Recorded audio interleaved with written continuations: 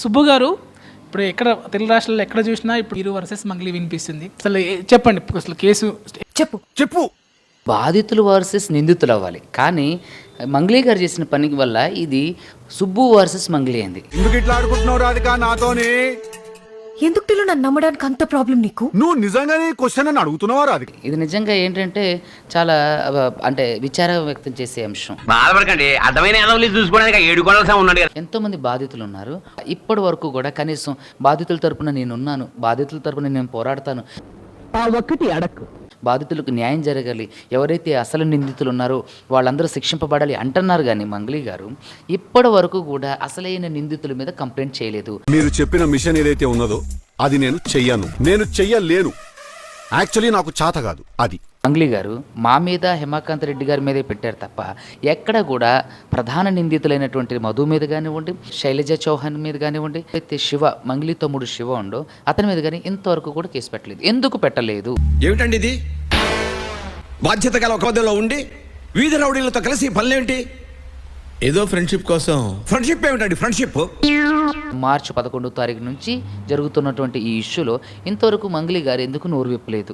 ఎందుకు అంటే అది బాధితులు ఎంతో మంది 2 నెలలు 3 నెలల నుంచి రోడ్డు మీద కాళ్ళకి చెప్పు లేక, తినడానికి తిండి లేక అవస్థలు పడుతూ, నానా ఇబ్బందులు పడుతూ, 5 రూపాయలు భోజనం తింటూ, 250 రూపాయలు డార్మిటరీలో పడుకొని నా కళ్ళంట నీళ్ళు వస్తున్నాయంట్రా.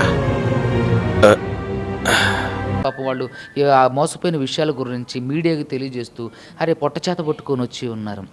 మీకు ఇంకా కనికరం కలగలేదా? Tillu, I'm really sorry. ఏ నేను తిడతలేదు, నేను నిన్ను అప్రిషియేట్ చేస్తున్నాను. నేను జబర్దస్త్ చేసినావు మోసము అని. మీ తమ్ముడు అందులో ఇన్వాల్వ్ అయ్యి ఉండు, మీరు ఇండైరెక్ట్గా ఇన్వాల్వ్ అయ్యి ఉన్నారు. తర్వాత మిగతా వాళ్ళందరూ కూడా ఇండైరెక్ట్ స్ట్రాంగ్ ఎవిడెన్స్ ఏదైనా ఉంటే చెప్పండి. అంటే ఇప్పటివరకు ఆధారాలు దొరకలేదు కాబట్టి ఇండైరెక్ట్గా ఉన్న ఆధారాలు దొరికినాయి, కానీ డైరెక్ట్గా ఉన్న ఆధారాలు దొరకలేదు కాబట్టి చెప్తాను. చిన్న విషయమా అంత మోసం చేయడం అనేది? అది ఎంతో మంది అనుకుంటారు అట్లా మోసం చేయాలని, కానీ కొంతమందికే సాధ్యం అవుతుంది అది. ఇట్స్ ఎ రెస్పెక్ట్ నీ మీద అది మాత్రం. నాకు తెలిసి ఆవిడ అంటే క్లయింట్లు చెప్పే విధానం బట్టి డైరెక్ట్గా ఆవిడ కూడా ఇన్వాల్వ్ అయి ఉన్నారని చెప్తున్నారు. మోసం చేసుడులా న్యాచురల్ టాలెంట్ ఉన్నది నీకు. సో ఇంత జరుగుతుంది, ఇంత రచ్చ జరుగుతుంది. తారీఖు అండి ఏప్రిల్ 2026. ఇప్పటి వరకు కూడా ప్రధాన నిందితుల మీద కేసు పెట్టలేదు. ఎందుకు మాస్టారు మాటిమాటికి అడుగుతారు? ఎంతప్పటికీ అడ్వకేట్ సుబ్బు నన్ను డబ్బులు అడిగిండు, సుబ్బు నన్ను అంటే డీఫేమ్ చేయాలని చూస్తుండు, పలానా అమ్మాయి అంటే అతనికి క్రష్, పలానా షోకి వెళ్ళాలని అతనికి ఉంది, ఇది బిగ్ బాస్ షోకి ఎలాంటికి వెళ్ళాలని ఉంది అని అంటున్నారే తప్ప ఇలాంటి దానికి మీ మీద వచ్చే ఆరోపణలు ఒక్కటైనా ప్రూవ్ చేసుకోవడానికి ప్రయత్నం చేస్తలేరు. మీ మీద ఆరోపణలు వచ్చినాయి, వాటిని ప్రూవ్ చేయడానికి సంబంధించిన ఆధారాలు ఎంతవరకు ఇవ్వట్లేదు. మీ మీద వచ్చినటువంటి ఆరోపణలకు సంబంధించినటువంటి నిజాలు మాట్లాడడానికి మీరు ఇష్టపడలేదు. నేను ఇది నీకు ఒక ఎక్స్ప్లెనేషన్ ఇస్తున్నా చూడు, అది second highlight of the night. అది కానీ చెప్తా నేను అవలగానే కాబట్టి ఇను. ఏదో మీడియాలో ఒకళ్ళు తప్పుగా మిస్టేక్ రాసిన దాన్ని, ఏది డబ్బులు లెక్క పెడుతున్న మంగ్లీ తమ్ముడు అన్నదాన్ని తీసుకొచ్చి ఈ ఫేస్ ఆ ఫేస్ అని మాట్లాడిన మీరు మరి ఒక సెంట్రల్ మినిస్టర్ పేరు వాడుకుని నన్ను బెదిరించారు, మరి దాని గురించి మాట్లాడరా?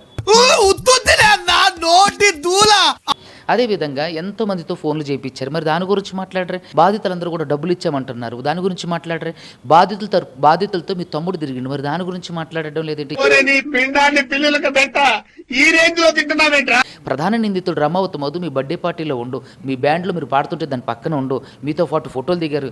ప్రధాన నిందితుడు రమావత్ మధు ఇంటికి మీరు తెల్లవారుజామున వెళ్ళి దిగి ఉన్న ఫోటోలు ఉన్నాయి. ఇవన్నీ గుర్తు పెట్టుకుందిరా బాబాయ్. వాడు మీ తమ్ముడితో దిగిన ఫోటోలన్నీ. ప్రధాన నిందితుడు ఎవడైతే రమావత్ మధు ఉండో తనతో మీ తమ్ముడు ట్రావెల్ అయ్యిండు, మీ చెల్లిని చిన్న చెల్లిని చేసుకోబోతానని చెప్పి అందరికీ చెప్పిండు, మీ తమ్ముడు కూడా చెప్పిండు, మరి వీటి గురించి మాట్లాడరే? మీకున్న బ్రెయిన్ కి మీ తెలివితేటలకే మీరు సుప్రీంకోర్టుకే జడ్జి అవ్వాల్సిందన్నా. ఎందుకని మాట్లాడరు? ఎందుకంటే వీటి దగ్గర ఆవిడ దగ్గర సమాధానం లేదు కాబట్టి. ఇంకొక విషయం, ప్రధాన నిందితుల మీద కేసు పెడితే ఈవిడ కూడా బయటకు వస్తుందని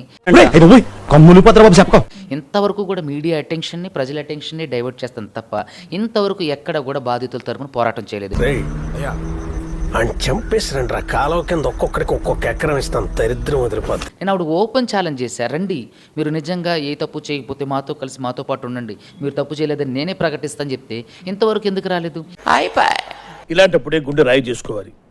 ఏం చేస్తాం? ఈ రోజు ఒక వీడియో చూస్తే ఆవిడ బూతులు మాట్లాడతారంటే ఎవరు నమ్మలేదు కదా. భాష ఎలా ఉంటుంది? డీసెంట్ గా ఉంటుందా?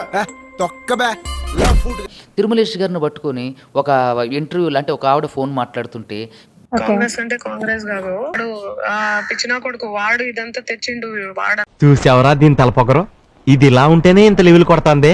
డాష్ కొడుకు అది ఇదని చెప్పేసి చూడండి ఆవిడ లాంగ్వేజ్ ఎలాంటిది ఏంటంటే మొదటి నుంచి కూడా మంగ్లీ చాలా అసహ్యమైనటువంటి పదజాలం వాడుతుంది, అది ఆవిడ నేచర్. కరెక్ట్, ఇది కరెక్ట్ గా చెప్పావయ్యా. చూడటం కాదండి మీరు చెయ్యాలంతే. మీరు ట్రై చేస్తారన్నారంటే అది ఓకే అయిపోయిన